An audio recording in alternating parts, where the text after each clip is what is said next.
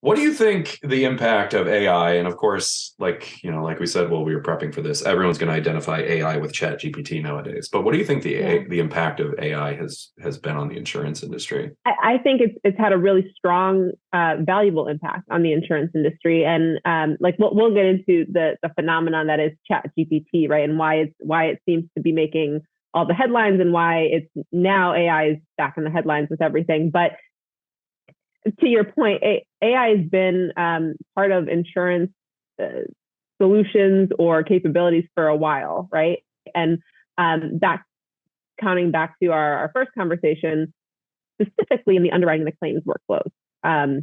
When you think about AI, it's how does how does AI help sift through large quantities of data to Yep. identify trends, patterns, exceptions potentially to some of those things, and then raise those so that a human being can work with those assessments to identify changes to a workflow that may need to happen, or Right. changes downstream for how a claim gets processed, or how a product gets priced, or even maybe how a product is distributed based on whatever data that you're populating. Right? Maybe you're applying AI over sales trends or churn trends or retention, et cetera.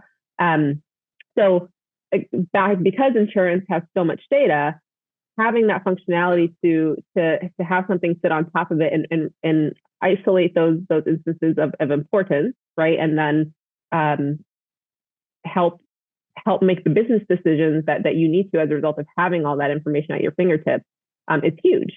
Yeah. Especially given the fact that, like we talked about, a lot of, and granted, there's got to be some structure to that data usually, right? That's a component that we can talk about, but there's so much data and information locked in, and free text and commentary and notes. And so any tool that can help someone sift through that is going to be extremely valuable.